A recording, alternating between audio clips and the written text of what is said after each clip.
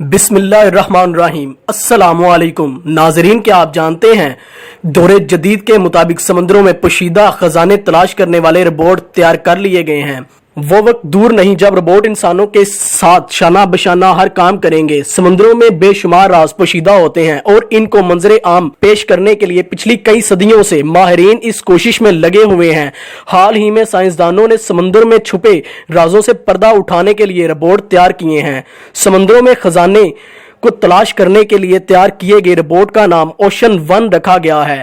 اس ربورٹ کو Stanford university نے تیار کیا ہے۔ اس کی مدد سے 350 سال پرانا سمندر میں غرق ہونے والے خزانے کو بھی تلاش کیا گیا ہے۔ ماہرین کے مطابق اس خزانے کو شمالی فرانس کے علاقے ٹولن سے دریافت کیا گیا ہے۔ یہ خزانے 1664 میں سمندر برد ہوئے تھے۔ OceanOne ربورٹ کے 2 ہاتھ، منہ اور 1 پاؤں ہے، جس کے ساتھ ربورٹ کو پانی میں آگے دھکیلنے والے پنکھے بھی نصب کیے گئے ہیں۔ یہ ربورٹ مکمل طور پر واٹر پروف ہے اور پانی میں آگے دھکیلنے والے پنکھے موٹرائزڈ ہیں۔ اس کو ریموٹ کے ذریعے کنٹرول کیا جاتا ہے۔ کنٹرول روم میں اس ربورٹ کو کنٹرولنگ یونٹ جوائسٹکس کی مدد سے کنٹرول کرتے ہیں۔